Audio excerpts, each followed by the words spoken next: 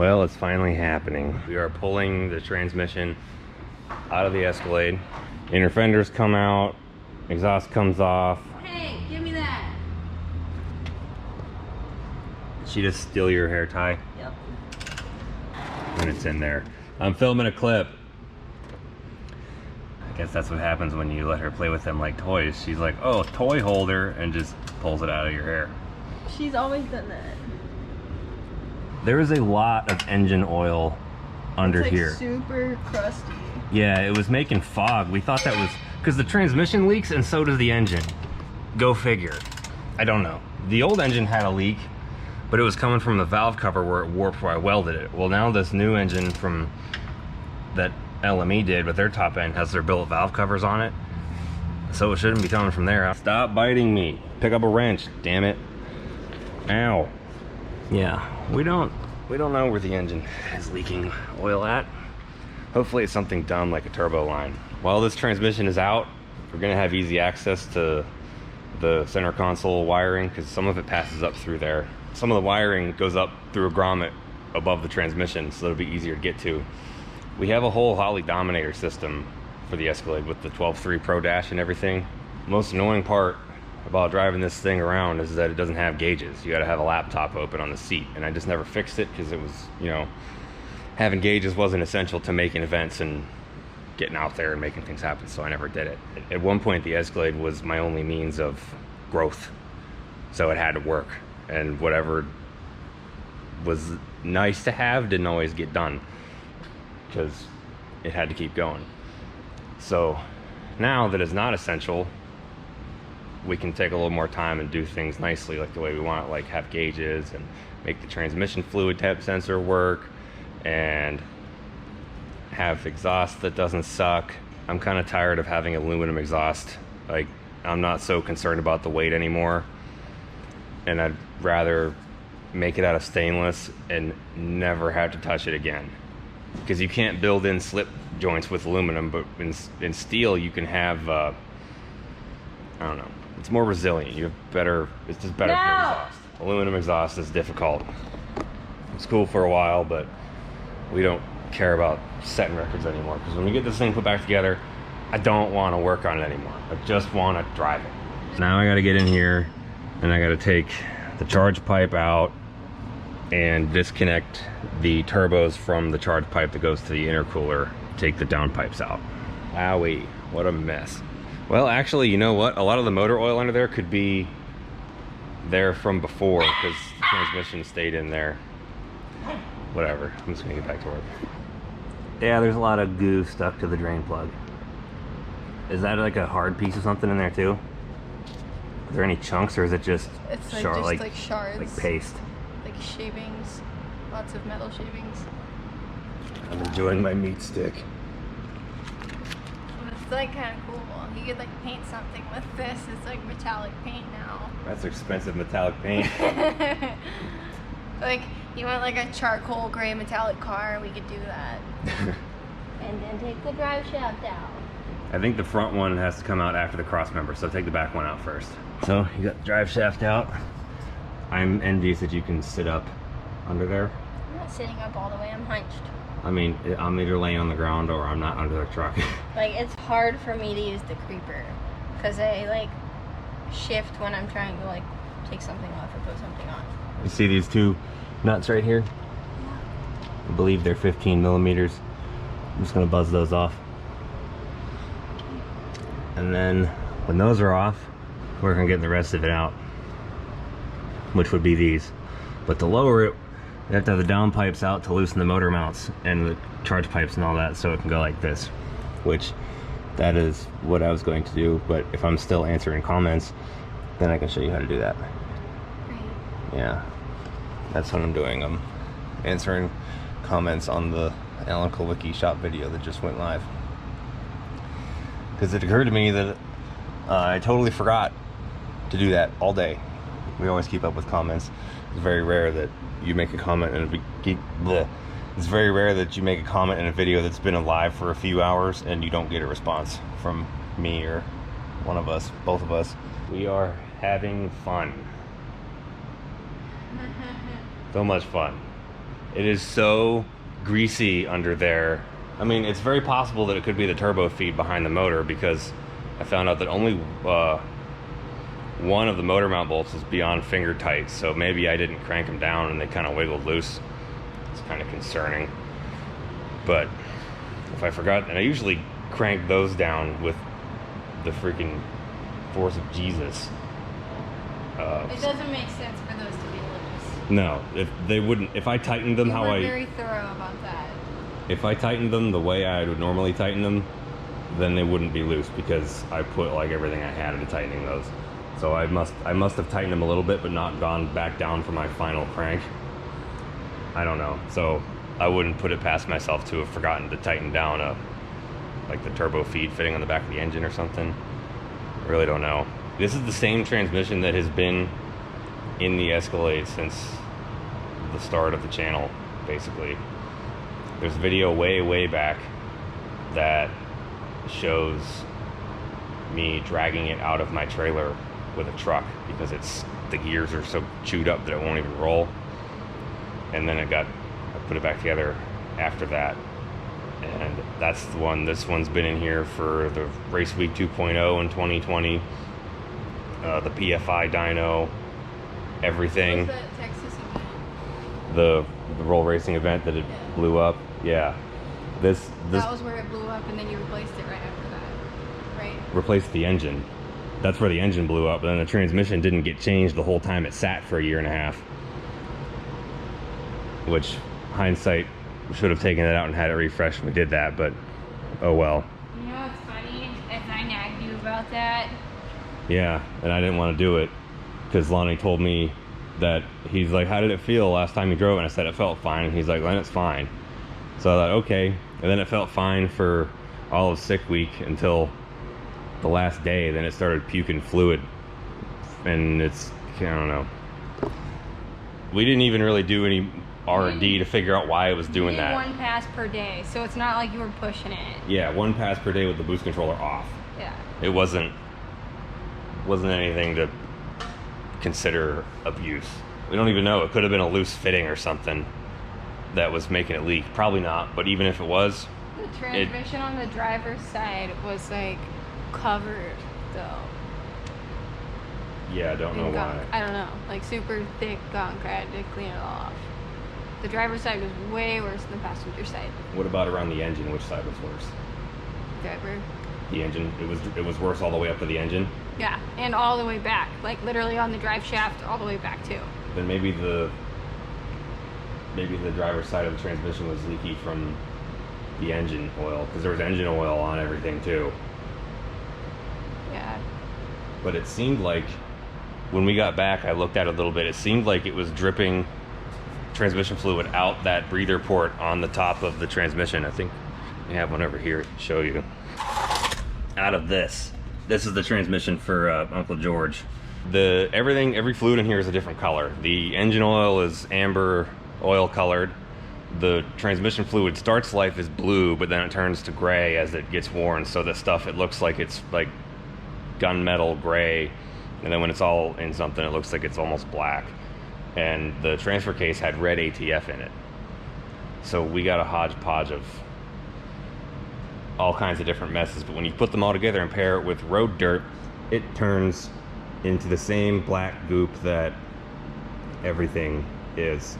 Oh, these two pegs are for the trans brake and the bump button, which weren't working very well either. I don't know, the AC compressor wires messed up. This thing's got all kinds of things that need to be fixed. Oh man. You know, you got a problem when you have 6 freaking cars and you take the daily driver to visit your family and I have nothing to drive. That's a problem, and there's no excuse for that. We got this 6-liter core to rebuild for Uncle Rob. It's gonna get forged pistons and rods of some kind. So we're getting the ball rolling on that again too.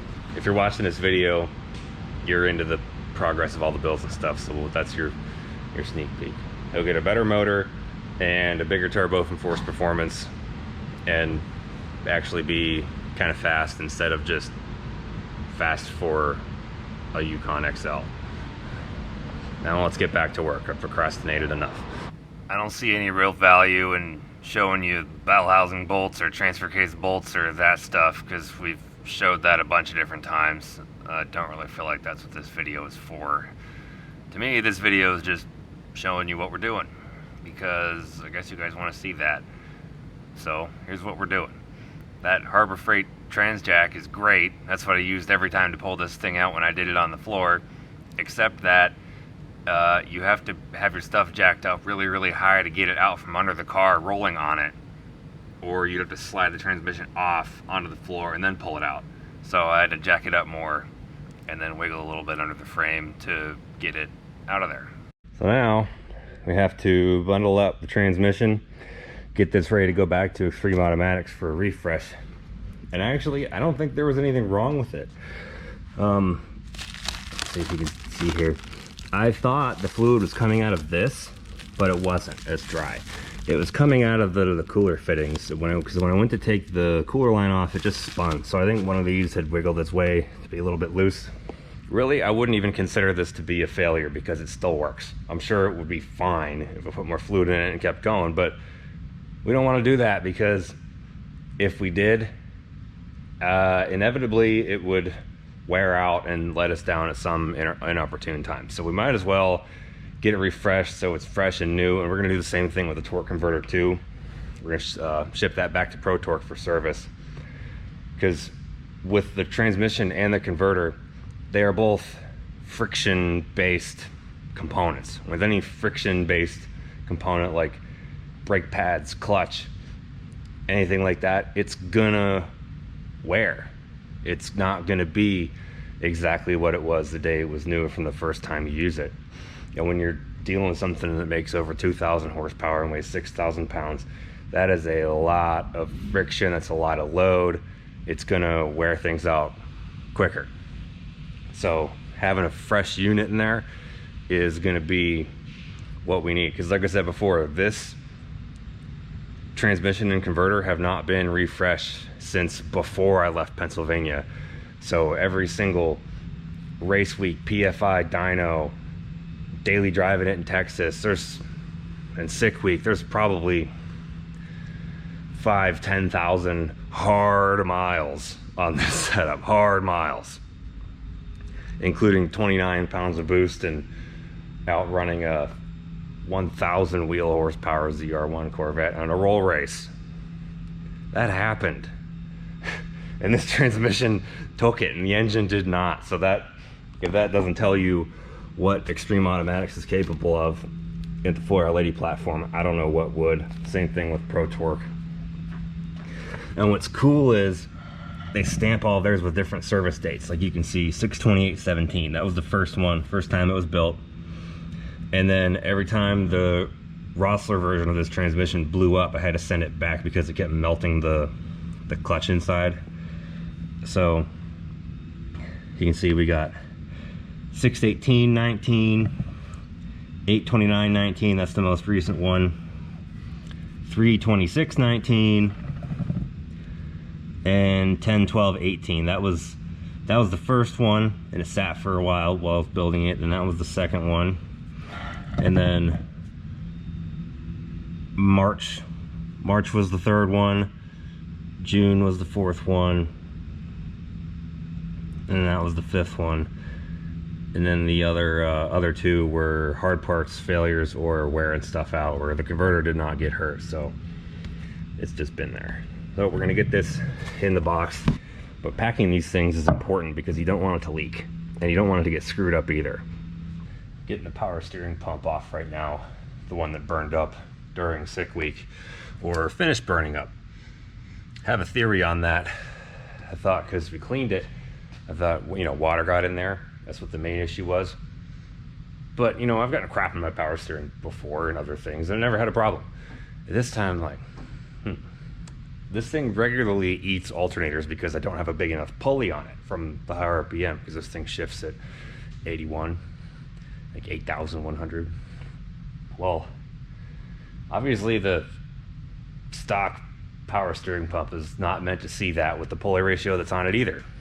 So maybe the years of abuse over this thing, plus the water in there, was like, no, can't take it. This is done.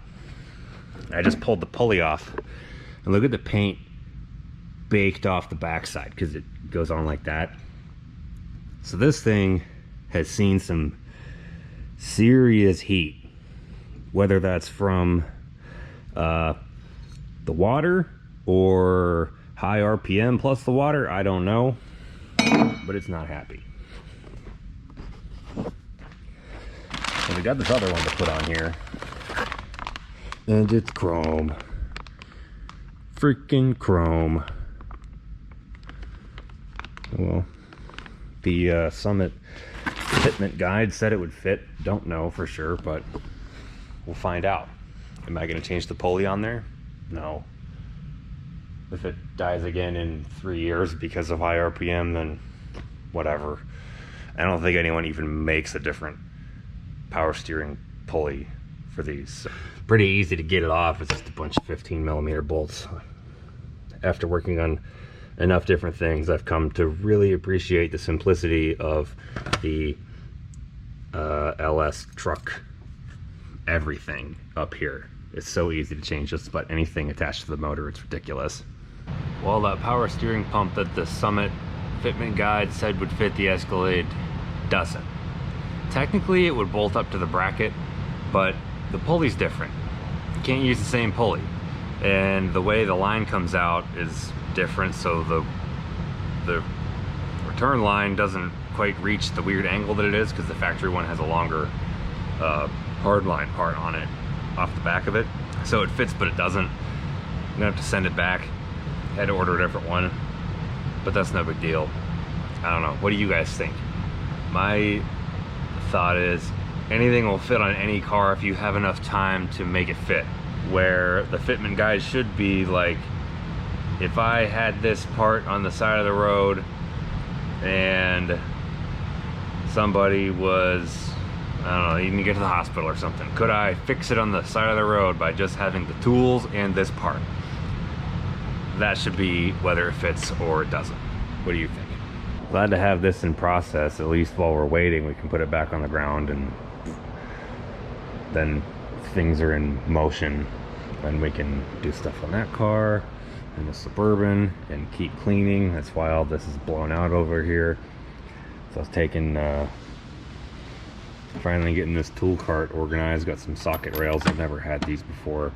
I still need to get more stuff to, you know, hold the ratchets and better organize these. I want everything to have a spot. I don't want anything to be able to roll around.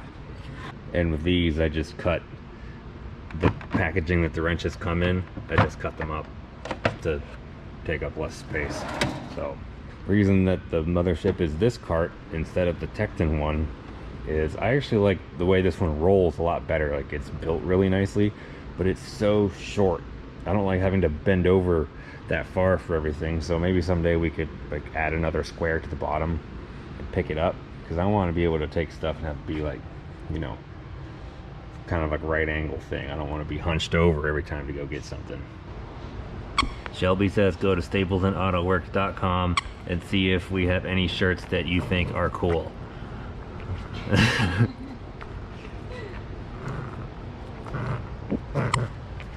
This could be you if you don't check out the website.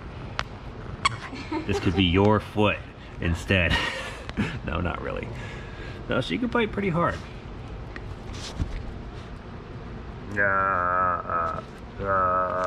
We have a challenge for all you real G's who are still watching this right now. Go way, way, way back to the very beginning of the channel video feeds and go comment on some of the old stuff. Just see that you're there. Like way, way back. Go, you know, sort uploads newest first or oldest first. Go to oldest first and check out some of that stuff, like really early days with the Escalade, because I bet you haven't seen that. And you go leave a comment, we'll answer it, and then we'll know that you're rock solid, you're committed.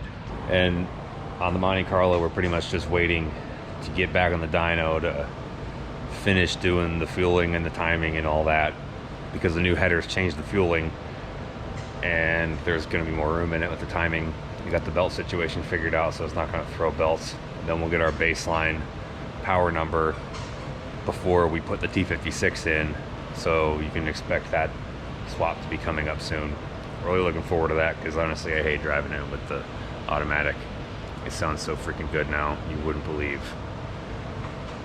But we want it to be tuned before we go out and make a video just about the sound, because we're gonna go make a sound video and we will beat the freaking crap out of the car, making all kinds of awesome sounds and burnouts and stuff.